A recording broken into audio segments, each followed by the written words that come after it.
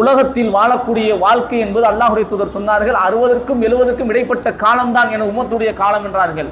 அதிகபட்சமான மரணங்களை பார்த்தால் 60லிருந்து 70க்குள் நிகழ்ந்துவிடும். ஒரு சிலர்கள் 80, 90 என்று வாழலாம். ஆனால் அதிகபட்சமாக மரணங்கள் இந்த வயதுக்குள் நிகழ்ந்துவிடும். சிந்தனை செய்து பாருங்கள். ஆக வெறும் 60, 70 அல்லது 80 வயது உடைய இந்த காலத்தை நம்மளால் இங்கு வரக்கூடிய கஷ்டத்தை தாங்க முடியவில்லை.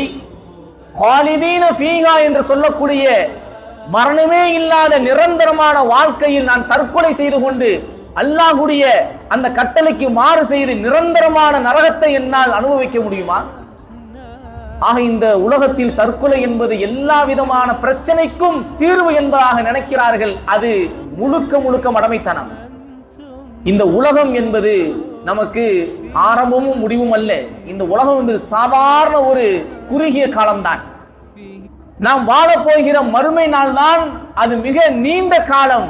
எந்த அளவுக்கு என்று சொன்னால் மரணத்திற்கு ஆற்றுடைய ரூபத்தில் அது அறுக்கப்படும். மரணமும் மரணிக்கக்கூடிய நாள் மறுமை நாள். யாருக்கும் மரணம் வராத நாள். நிரந்தரமான வாழ்க்கை, நிரந்தரமான வாழ்க்கை. நாம் சிந்தனை கூட செய்ய முடியாது.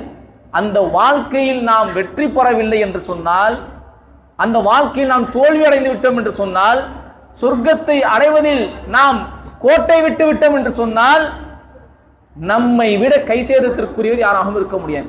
அன்பானவர்களே, இந்த உலகத்தில் வரக்கூடிய கஷ்டங்கள் எல்லாம் ஒரு கஷ்டமே கிடையாது. அதை நாம் பொறுமை காக்க வேண்டும். அதில் நாம் பொறுமை காத்து அதை சாதித்து சோதனைகளை சாதனையாக மாற்ற வேண்டும். அழகாக சொல்வார்கள், சோதனை என்ற இரட்டை கொம்புடைய மாடு உன்னை குத்து வரும் பொழுது அது ஒரு கொம்பை உடைத்தால் அது சாதனையாக மாறும் என்று சொல்வார்கள். அன்பானவர்களே, நாம் விளங்க வேண்டும், இந்த உலகத்தில் நமக்கு சோதனை வரத்தான் செய்யும். அல்லாஹ் சோதிக்கிறான் என்று சொன்னால் அல்லாஹ் என்னை நேசிக்கிறான் என்ற அர்த்தம். வீட்டில் ஒரு இறப்பு ஏற்படுகிறதா, எனக்கு ரொம்ப நெருக்கமானவர் இறந்து விடுகிறாரா, அல்லாஹ் என்னுடைய சோதனையை, அல்லாஹ் என்னுடைய பொறுமையை சோதித்து பார்க்கிறான்.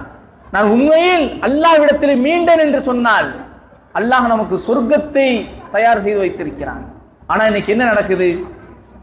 பொறுமையை இழந்து சில தாய்மார்கள், சில பெண்கள் அல்லாஹ்விடத்திலே கேள்வி கேட்கக்கூடியவர்களாக, உனக்கு கண்ணு இல்லையா, ஏன் இவரைத்தான் கைப்பற்றணுமா, எத்தனையோ பேர் உயிருக்கு போராடிக்கிட்டு இருக்கிறாங்களே, எத்தனையோ வயசானவர்கள் இருக்கிறாங்களே, அவர்கள் எல்லாம் இறக்கவில்லையே, இவரை கைப்பற்றி விட்டாயே, என் குடும்பத்தை யாரு பார்த்துப்பா, யாரு பாப்பா, நான் என்ன செய்வேன் என்று இப்படி புலம்பக்கூடிய நாம் அன்பானவர்களே,